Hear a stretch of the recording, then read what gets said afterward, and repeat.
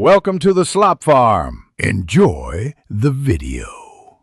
In this video, I will explain how to fix a RAV4 trunk lid not opening. First, let's start with the basics.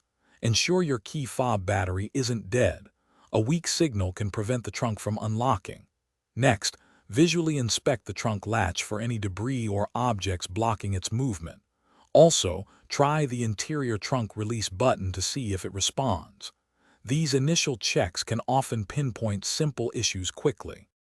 If the simple checks don't work, it's time to look at the electrical system. Locate your vehicle's fuse box and check the fuse specifically for the trunk release. A blown fuse is a common culprit. You might also need to test the trunk release actuator with a multimeter to ensure it's receiving power. Finally, carefully inspect the wiring harness leading to the trunk for any visible damage or loose connections. Sometimes the problem is purely mechanical. Try applying a silicone-based lubricant to the trunk latch and hinges. This can free up sticky components. If the trunk isn't closing properly, the striker plate might need a slight adjustment to ensure a secure and smooth latch.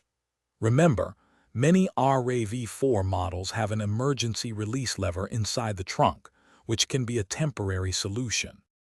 If you've tried everything and the trunk still won't open, it might be time to replace a faulty trunk release switch or the actuator itself.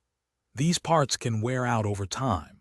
For more complex electrical diagnostics, or if you're uncomfortable with the repairs, it's always best to consult a professional mechanic. They have specialized tools and expertise to quickly resolve persistent issues.